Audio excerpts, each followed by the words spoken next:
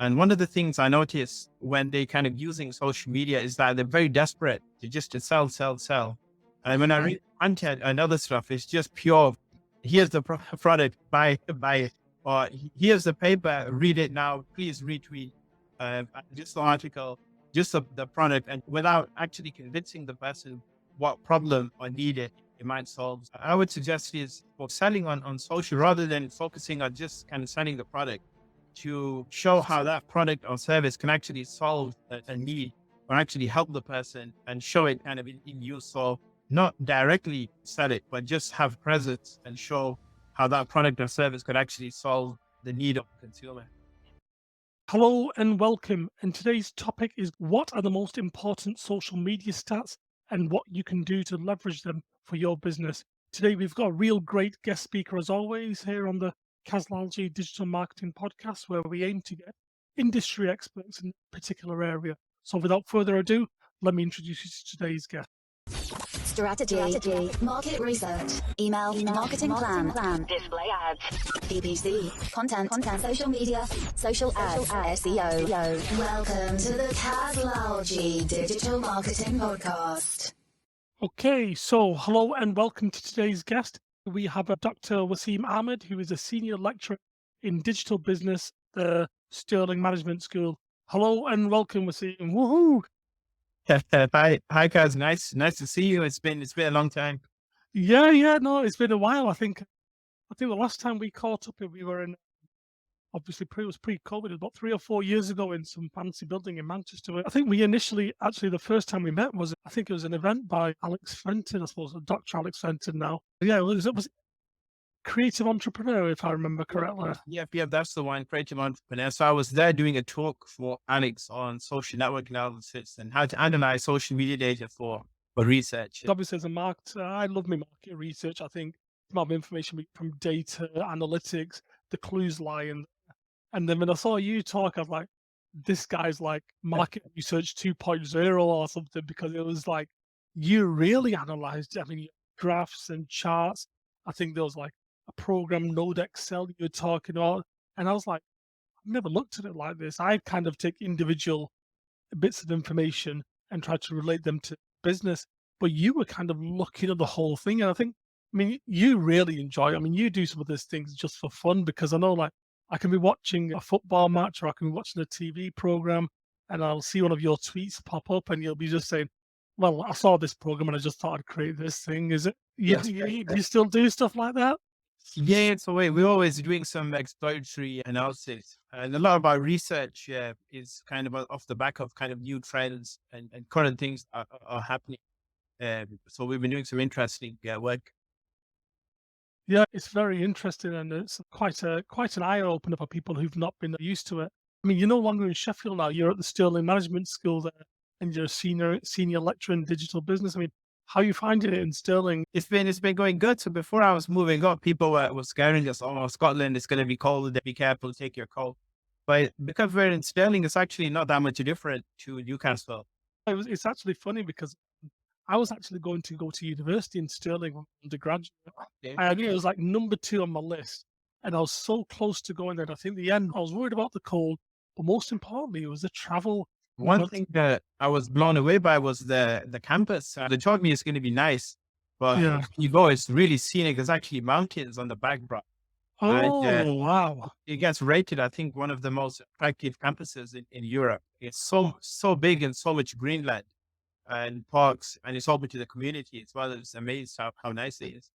I think as you get older, you kind of appreciate because when I was younger, you just want to have an apartment in the city centre of Manchester. But as you get older now, like I live on the outskirts of Greater Manchester, and I like the fact that I could drive for 3 or 4 minutes and be in the countryside. I think you find the need to relax more as you get older, maybe. I don't know. Yeah, I agree. So in terms of obviously what we're going to be speaking about today, obviously we want to leverage your information, knowledge and expertise in terms of social media, data, and obviously, and if we're being honest, there's a lot of data out there. I mean, and we're so obviously in terms of, I mean, you're running a business or you're involved in working for someone as a digital marketer or someone in that capacity, you already have enough metrics to deal with in terms of hitting your KPIs. Okay, what sales, what conversions. I suppose what you can bring to the party is where it all starts off and gives us that wider or broader amount of information. So, I mean, I suppose to kick things off, what role does social media play when it comes to binge watching on shows on Netflix? I mean, that would be interesting because obviously we've all just come out this pandemic and we're in this post-COVID world. And I think anybody at some point, whether it be on Netflix, Amazon Prime, Sky, or one of the other channels, or maybe just on BBC iPlayer, there's some great shows on there too. What type of role does social media play when it comes to us binge watching, if you like? Yep. So that's a great question. And yeah, we published just at the start of this year a paper analyzing this topic. So I'm not sure if you have seen this show called Squid Game. Yeah, well, I got suckered into it. I didn't want to watch it, but everybody was talking about it, and there was social media memes about it. And I was like, right, okay, and now I want to kind of watch it just so I avoid the spoilers and stuff. But yeah, Yeah, Viv, so that's a common story what you just said about, because a lot of people were speaking about it and people were reading about it on social media and seeing all the tweets, and it became such a hot topic. I spoke to a lot of people who didn't even have Netflix that might have signed up just to watch the show no because way. everyone's talking about it. You feel left out if you're not a part of it. Yeah, absolutely. So I think what we found when we analyzed the Squid Game on the actual day it came out, because the show was so different and shocking, there were over 13,000 Twitter users that had a combined following count of in the millions who were kind of tweeting about it on the actual day. So just on the first day, some hardcore people had actually watched maybe 10 to 15 episodes just in a single day. Oh Uh, my God. so they were kind of rewatching and watching episodes and tweeting about it. And just an enormous buzz started on Twitter. Like, guys, have you seen this? Sharing pictures, memes, Yeah. all sorts of content. And it kind of snowballed onto other platforms as well. So people on TikTok were doing similar things, Instagram, Facebook, and it just enormous buzz. And then the media started kind of reporting on it as well. But from Netflix point of view, they had kind of people doing the marketing for them. So ordinary citizens. So the most key influencers, it wasn't Netflix or paid sponsorship. It was organic people just amazed with the show, becoming influencers and actually doing Netflix work for them. Oh, right. See, this is where it got interesting for me because I watched it because obviously I saw the memes coming up, and I thought, well, I convinced myself as a marketer, I need to know where these memes originated from because Yeah. everyone's probably seen the red light, green light meme in some capacity with the doll. And I Yeah. suppose that I mean, for those who've not seen it, it doesn't give away anything to do with the show. It's just, why is that? What is that? What's this red light, green light? And I wanted to see it, and I wasn't even that bothered about watching it, but like you said, it's that fear of missing out. And I just thought, well, if I'm going to watch something, I might as well watch that. Yeah. But I suppose, I mean, you touched on something really important there. You said that it started off. So when you said it started off, did you say Twitter or something? But you said it then went on to TikTok and Facebook. But where was that in origination of them influencers who basically generated what we call UGC or user generated content for Netflix? Because like you said, we all did the marketing for Netflix. They just kind of sat back and I'm guessing they counted the streamers or something. But I mean, where does it actually start off? I suppose I suppose what's the starting point? What gets things started? So some of the earliest people were tweeting about Squid Game. It was based on Netflix had released a couple of trailers. The kind of fans of the actors in the show, people who already knew the actors, they started tweeting saying, "Oh, there's these couple of shows coming out on Netflix." So they kind of had the early tweets in that. But then as soon as a few people actually watched the shows, because they just couldn't keep it to themselves, they found the show so fascinating, so good. They wanted to tell other people, tell the world, guys, you need to watch this show. I was surprised because when we did our studies, I mentioned we looked at just the first day, and I was surprised how much of the show people had managed to watch. So that's another strength of Netflix because they're putting the whole show out there straight away. As far as- Yeah, it's not like you're waiting like Yeah. back in the old days where catch up next week when we visit the second episode, or there's a bumper special where there's a pilot in the second episode. This was like everything's released. So like you said, you've got some people out there who watch pretty much most of about 15 episodes in one day. And when you see those tweets and you see people have gone so far, probably encouraging other people, look, we need to watch it as well. Yeah. From Netflix point of view, the amount of content generated as well in terms of about the plot, the actors, it's really a rich set of qualitative comments that they can actually use. So if they want to do interviews with people, they might not have to because there were all these people giving feedback on the show, what they like, what they didn't like. If Netflix are making season 2, they've got millions of people's views, comments that they can actually analyze and find out what with the negative aspect. So yeah. So it would be right. It would be fair to say that this conversation starts off on Twitter first. But I suppose it's the unique nature of Twitter because even on Instagram, you're commenting on the post or replying to people's comments, where even on Twitter, you're still replying. Your tweet is still independent, if you know what I mean. It's not part of, it can be part of a thread, but do you know what I mean? Is that what makes maybe Twitter a bit more unique? Where it starts off on Twitter and then finds its way outside. Is that a fair way of putting it? Yeah, normally that's what we can find. So even when it comes to breaking news stories, for example, research has found that a news story or an event is actually reported on Twitter before it might hit the kind of mainstream media. Yeah. And also on Twitter, you've got kind of hashtags, and most accounts are public facing as well. So it's more kind of easy to discover content. I think it can go viral more quickly as well. Yeah, see, I always say this when I'm training my students or I'm working with the cohorts. I always say it starts on Twitter because even just thinking about it, I suppose, logically, if I want to say something, I want to write it and tell you. If I want to say, for example, breaking news, I'm having a podcast, I've got an exclusive podcast with Dr Wasim, Ahmed, catch it here, write it and link. If I want to put that on Instagram or Facebook, technically I still need an image to support it or something because so there's even if it takes me 3 seconds to find that image, I still have to take that 3 seconds. Where on Twitter, I just write and send. And then you let the algorithm and the hashtags take over, I suppose, because I'm like that. I say if you want breaking news, you go to Twitter first.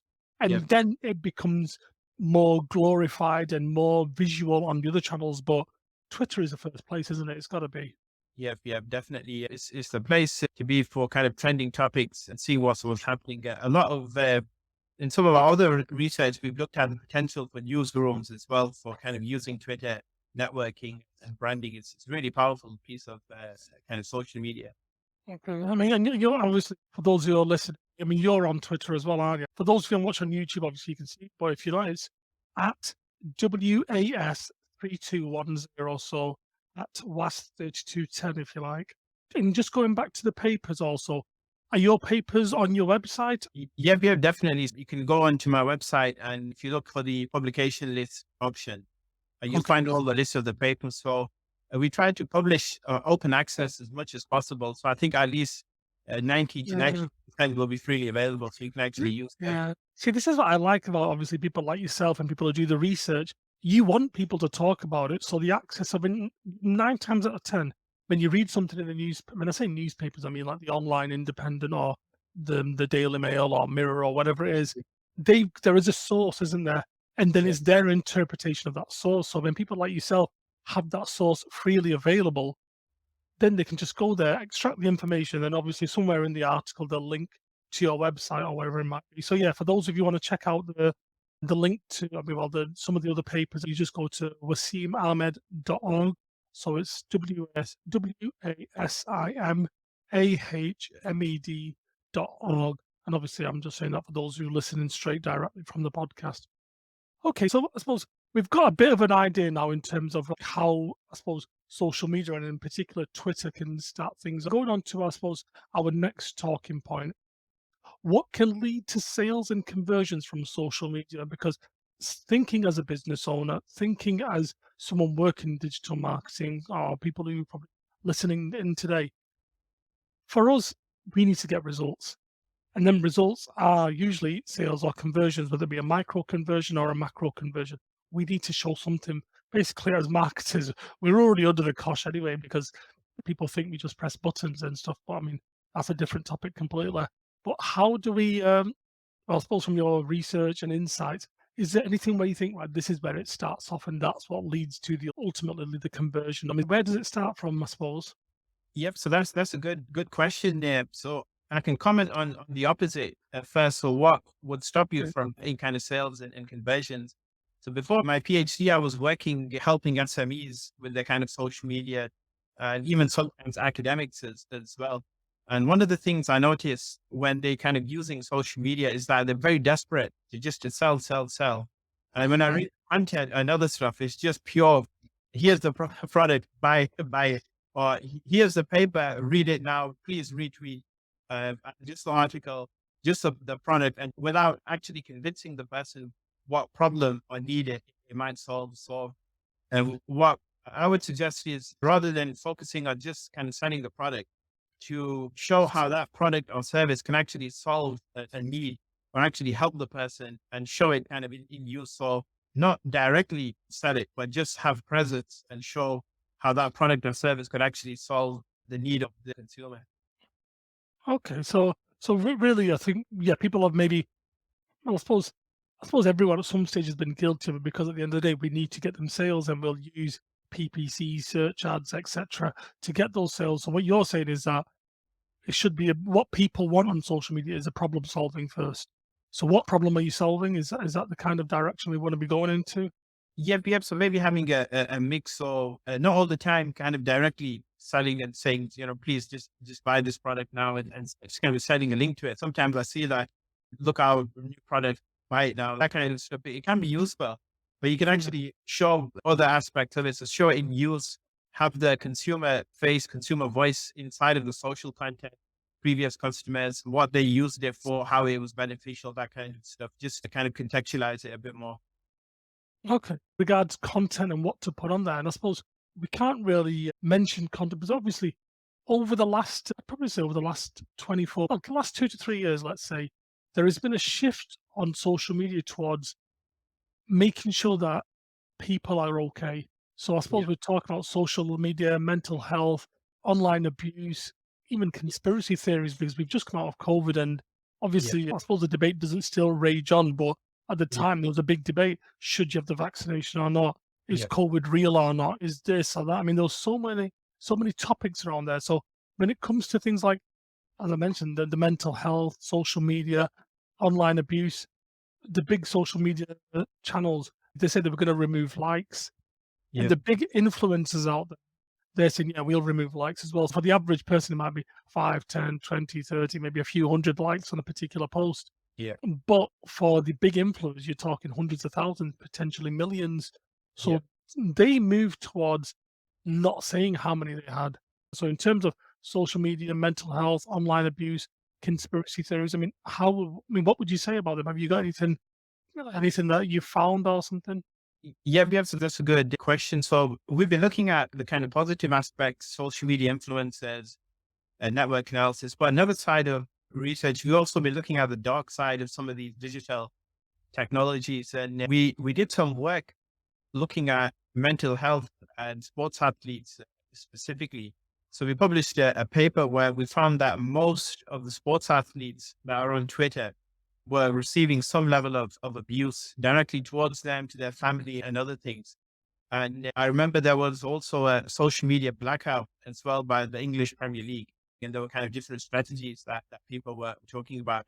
So me and the Social Media Research Foundation had a couple of appearances on the BBC news channel as well, where they were asking about this abuse, whether the blackout would make a difference. And unfortunately, although the English Premier League were really kind of excited to see what change could be brought about by these kind of blackout periods, nothing really changed there afterwards. Athletes are still getting a same level of Oh, abuse, and the issue is still there. Similarly, with the disinformation and misinformation as well, especially during the pandemic around COVID-19, there were some really wacky, crazy conspiracy theories. So one of them was that the 5G phone network was actually weakening people's immune systems. And when we first saw it, we thought, there's no way people actually believe this. It's just people having fun. It's nonsense. Can't be true. Then when I was looking at Twitter, I actually saw 5G phone towers on fire. People yeah.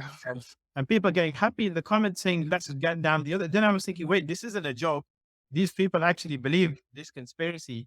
And there were videos of telecom workers being abused in Europe. They were kind of burning the 5G phone towers.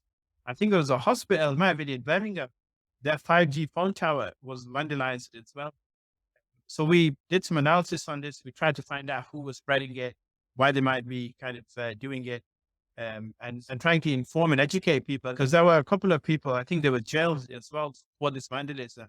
And they pointed towards social media as one of the ways they actually got this information.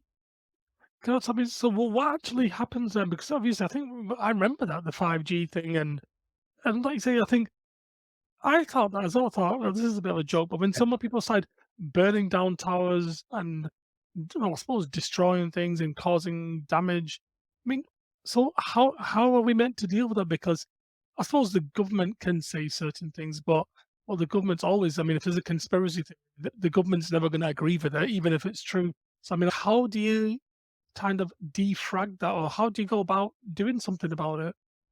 What we were suggesting was, rather than draw upon the government, to look at kind of public figures, celebrities, and people who they might identify with.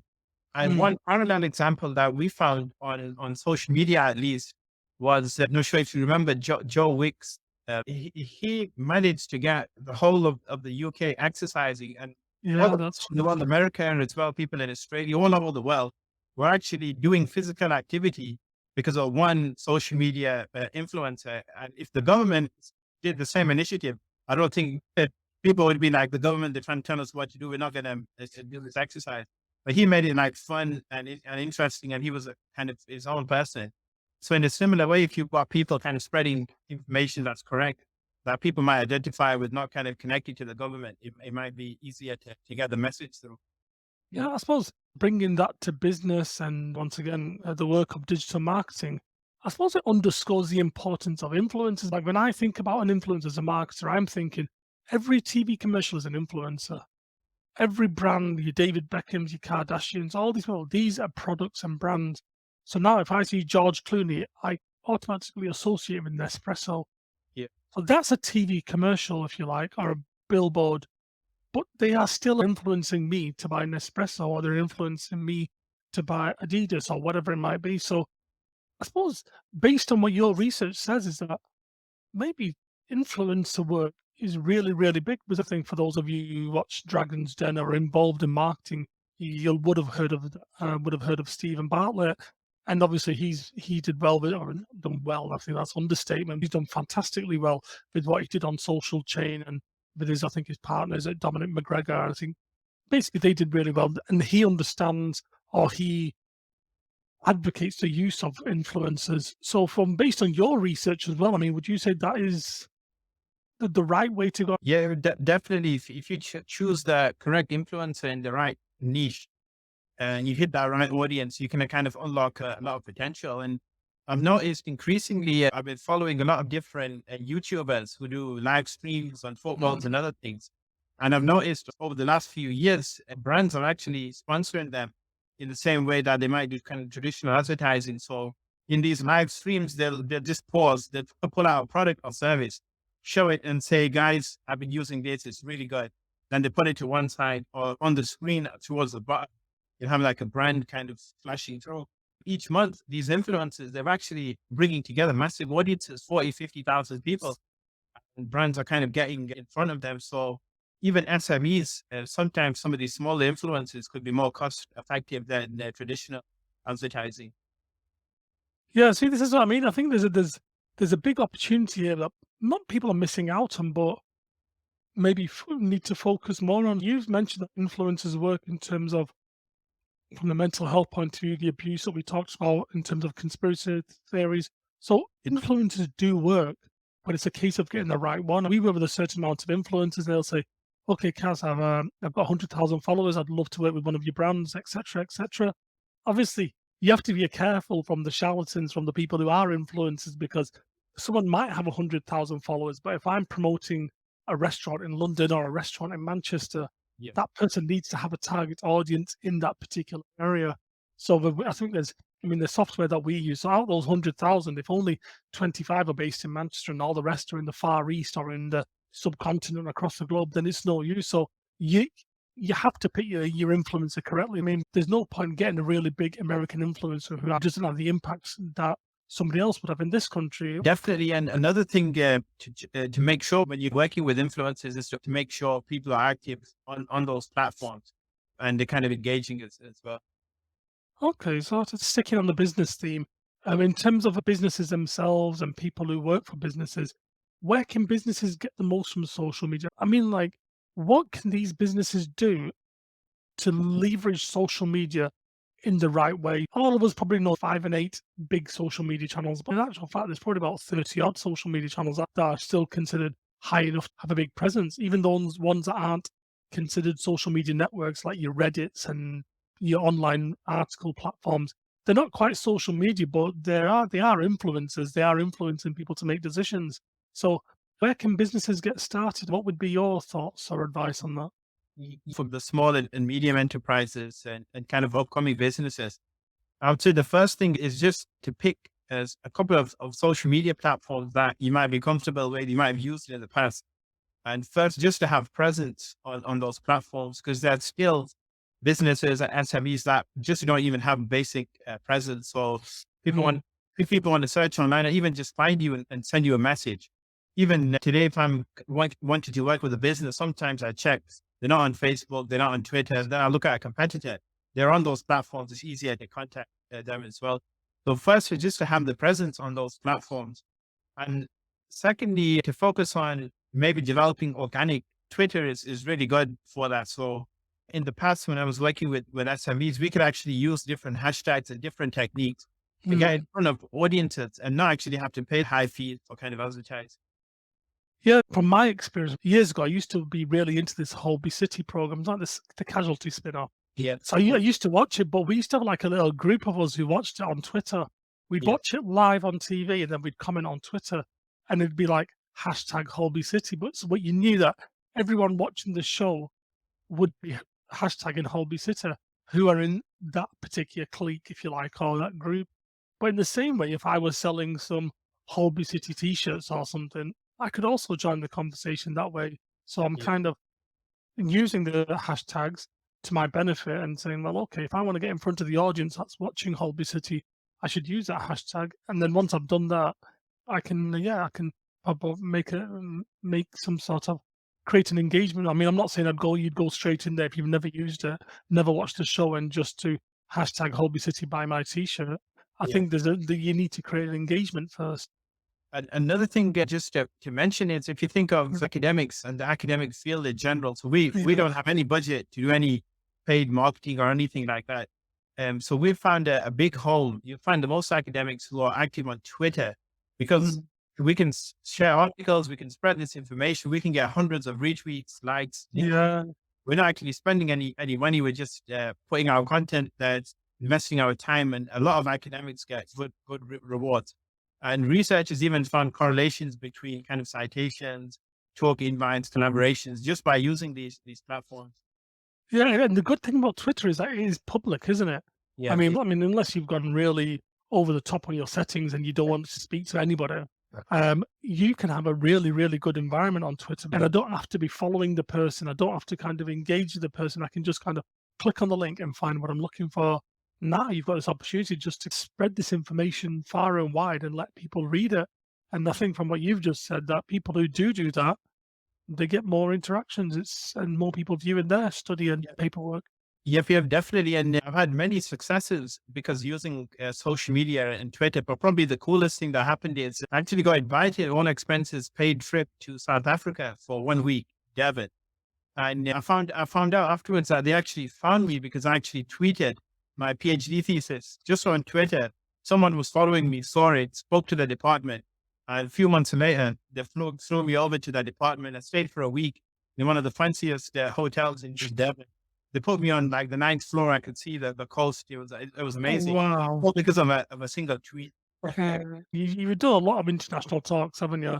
You've been to some fancy locations. And I suppose sticking on that point and moving slightly, in terms of patterns and trends, which are the best social media channels? And obviously from that point of view, we look at what your business is, where your target market is, and use good old marketing and market research. But based on the vast amounts of data that you've looked at, is there any patterns or trends in terms of which are the quote unquote best channels? Yep. So recently I've been seeing a trend also for retail stores. If you want to be really unique and niche, Okay. be like a first mover, I've seen a lot of retail outlets using TikTok live Mm. streaming. So Oh, I've been surprised how successful it can be. So even something simple and mundane as someone in Subway recording them making a sandwich, I've seen the view counts on those videos in the thousands. Or a shopkeeper wow. in a local shop just filming them kind of sitting down serving customers. Again, massive audiences viewing it. You're saying basically at the moment, if you're a retail business, especially, and there's something that you do that might be what you might class as mundane or something you just do every day, you're saying get a live video on TikTok and people will watch it. Yep, yep. So there's, and you got a chance to be a first mover because I'm sure it becomes saturated like on Twitter, Facebook. Yeah, yeah, that was it. At the moment, there's not that many people doing it, but there's some people there's a couple of shopkeepers who have become famous in their local area. People are traveling from all over the city My just God. because it's the TikTok guy now, and they want to take selfies with them or record themselves. We came into the shop, they're doing Oh prizes my and all God. sorts. So So people are, absolutely amazing. that is crazy. That is crazy actually. So people are going to these shops almost like a tourist destination Yeah, yeah. because they saw them. But that's now, isn't it? This is I suppose a real good takeaway. People can take away. I suppose it ties into my next question, but people can actually take this information away and go do it right now. If you've got a retail store, I suppose, I suppose it probably might not work as well with e-commerce, but I'm sure I've seen people wrapping up parcels and showing how they go to the post office or whatever it is to post the parcel. I suppose there must be something mundane and that everyone does in any business, I suppose. Yep, yep, definitely. And as I mentioned, the subway example, there was someone making the subway, and I looked at the view count, and it was like 20, 30,000 people. And so if you're just kind of a takeaway, even just making the food, there's still somehow an attraction. People want to sit and watch these things happen. Maybe there's some sort of satisfaction because I've seen them videos, when they always it's not quite a meme, but there's always like a tagline that says, "This is so satisfying, I could watch it forever." And the one Yeah. that springs to mind for me is there's two pieces of metal that kind of slide into each other and almost and the cuts that fine that when they come together, it looks like one chunk of metal. It sounds a bit weird, but it says the most satisfying thing you'll watch today. But I think there's maybe that anticipation because when you're waiting for your Subway sandwich, obviously you're hungry. Yeah. So when your sandwich is being made, there is that anticipation building. But just showing your products in a live stream, it seems to be doing the trick if you've got a unique product. And from your research, is that once again on TikTok? Yeah. Yep, that's again on TikTok. All right. Okay. I suppose that would be a really good one, wasn't it? It's like go to your business, do a TikTok video, and make sure it's live. Would that be a nice takeaway? Yep, yep. So first you can do an audit of your own social media channels. Make sure you've got presence. Yes. A quick win can be just having presence. You'll be surprised. So before my PhD, when I was helping SMEs, even someone who was a local handyman, you wouldn't assume would actually get contacted when they saw on Facebook, the amount of messages they would get because people would find them in the local area. They were like, wow, 20, 30 messages a week. Had no idea that having just presence on these platforms could do that. So quick win if you've not got presence, if you get on those platforms and share the word a little bit, that can give you a kind of a leg up. And then secondly, if you experiment with some of these platforms, try and think outside of the box for TikTok content and even Twitter content. It just takes one or two tweets to catch on and you can see a big increase. That's actually a really good one. And I like the bit that you mentioned about what people can do in terms of doing the audit, because I'd be willing to bet at least 8 or 9 out of 10 people who've got a garden have probably found them on Facebook. Yeah. Because they just have a Facebook page and all of a sudden I think, right, okay, they're definitely real. They definitely exist. Somebody else has used them. Okay, it's okay to invite them round to my house to kind of do the garden or whatever, or be a handyman or whatever. Especially when it becomes your own personal property, you want that confirmation that somebody else has used them and they're a decent person. So I suppose there's two good takeaways there that people could use. So the first one, I suppose, is obviously do the TikTok video, do the live TikTok video, and secondly, and I suppose even more importantly, is just make sure you've got a presence on social media. And I think once you have a presence, then things can take off from there. Yep, definitely. Okay, then Wasim, I know time's pressing, but I'm just going to put some details up on the screen. And obviously, people are listening to the podcast. Obviously, you can get hold of Dr. Wasim at wasimahmed.org, which is wasimahmed.org. There's also, I think you're on LinkedIn as well. I suppose like most people are these days. And for those of you there, go to LinkedIn. I think in the UK it's linkedin.com/IN/WAS3210, similar to your Twitter handle. So WAS3210. Your publication list. There is a link. There is a link for your publication list. So like you. You've been watching the Laljee Digital Marketing Podcast. Thanks for joining us, and remember to subscribe to learn about our latest content.